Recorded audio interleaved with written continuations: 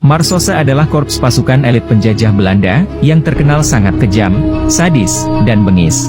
Pada awalnya, korps pasukan ini dibentuk khusus untuk perang melawan pejuang-pejuang gerilya di Aceh. Yang membuat kaget adalah, bahwa ide pembentukan Marsose tersebut bukan datang dari orang Belanda, melainkan seorang pribumi asal Minangkabau pro-Belanda bernama Muhammad Syarif atau Arif, yang saat itu menjabat sebagai jaksa kepala di Pengadilan Kutaraja atau Banda Aceh sekarang. Menurut Arif, pasukan gerilya Aceh hanya bisa dikalahkan dengan sesama pasukan gerilya juga. Ide tersebut kemudian disampaikan kepada Kepala Gubernur Militer Aceh saat itu, yakni Van Teyen dan juga Kepala Stafnya Van Heuts, yang kemudian disetujui Ratu Wilhelmina Belanda. Pada tanggal 2 April 1890, pasukan Marsose ini secara resmi dibentuk, dari anggota-anggotanya yang berasal dari Serdadu KNIL pilihan. Sebagian besar pasukan Marsose ini berasal dari pribumi, dan sebagian kecil lainnya berasal dari bangsa Eropa dan Afrika. Pada awal dibentuknya, korps pasukan ini hanya terdiri dari satu divisi yang terbagi dalam 12 brigade, yang masing-masing brigade terdiri dari 20 orang serdadu pribumi, di bawah pimpinan seorang sersan Eropa dan seorang kopral pribumi. Pada tahun 1897, jumlah pasukan meningkat menjadi 2 divisi, lalu menjadi 5 divisi pada 1899.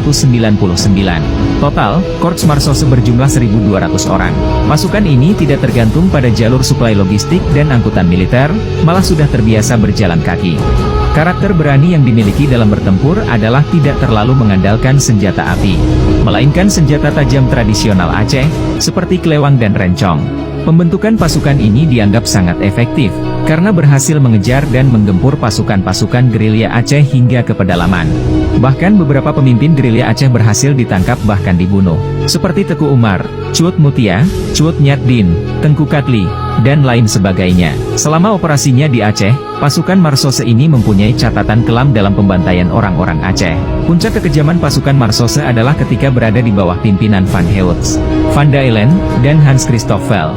Selama operasinya di Aceh, tercatat pasukan Belanda ini telah menewaskan sekitar 75.000 rakyat Aceh atau 15% penduduk wilayah itu. Tak hanya rakyat Aceh, rakyat Batak beserta rajanya Sisingamangaraja XII pun tak luput dari pembantaian. Aksi-aksi pembantaian pasukan Marsose di Aceh maupun tanah Batak tersebut, tidak hanya membuat pribumi Aceh dan Batak ngeri, tetapi juga oleh orang Belanda sendiri.